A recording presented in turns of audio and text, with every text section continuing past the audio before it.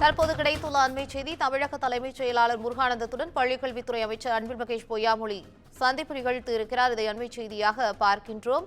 இதுகுறித்த கூடுதல் தகவல்களை தருவதற்காக செய்தியாளர் கீதன் இணைப்பில் இருக்கிறார். வணக்கம் கீதன், உங்களுடைய தகவல்கள். வணக்கம். மத்திய அரசு SSA என்கின்ற திட்டத்தின் கீழ் தமிழகத்திற்கு ஆண்டுதோறும் 2000 கோடி ரூபாய் நிதி வழங்கி வருகின்றது.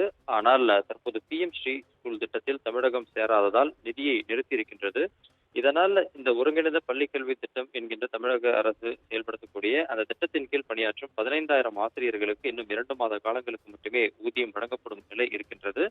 இந்த நிலையில் தற்போது பள்ளிக்கல்வித்துறை அமைச்சர் அன்பில் மகேஷ் பொய்யாமொழி தலைமைச் செயலாளர் முருகானந்தத்துடன் நேரடியாக சந்தித்திருக்கின்றார். குறிப்பாக இந்த திட்டத்திற்கு தற்போது மத்திய அரசு நிதி ஒதுக்காத நிலையில் தமிழக அரசு பங்களிப்பாக வழங்கக்கூடிய 908 கோடி ரூபாயை இந்த ஆண்டும் வழங்க வேண்டும் என்கின்ற அந்த கோரிக்கையின் அடிப்படையில் இந்த சந்திப்பு என்பது நடைபெற்றிருக்கின்றது.